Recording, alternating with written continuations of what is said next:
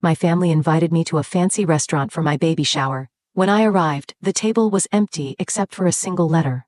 Your sister lost her baby, and you think you deserve to be happy? We're cutting ties. Pay back every dollar we spent raising you. A week later, they received a bill from me. Mary Hamilton took a deep breath as she brewed her herbal tea in the kitchen of her Chicago apartment, where the morning sunlight streamed in. Feeling tightness in her abdomen, she gently placed her hand on her swollen belly. Being 5 months pregnant was one of the happiest moments of her life. How are you feeling? David, her husband, embraced her from behind and kissed her shoulder. A little tired, but happy, Mary smiled. I'm planning to check out the venue for the baby shower today. Mom said she picked out the perfect place. A momentary tension crossed David's face. I'm surprised your parents are planning it. Yes, I was surprised too, Mary answered honestly. After Caitlin's miscarriage, my parents were pretty distraught. Mary gazed at the Chicago skyline outside her window. Thinking about her family stirred up complicated emotions. She had always been expected to be the strong daughter, while her sister Caitlin was frail since childhood, and the family's attention was constantly focused on her. Even after college graduation, Mary remained at home, caring for her sickly sister while working to support the family. She had repeatedly sacrificed career opportunities and chances to study abroad for her family.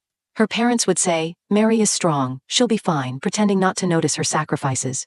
3 years ago, as her career in real estate began to take off, Mary fell in love with her colleague David, and they married last year. It was the first time she had prioritized her own happiness.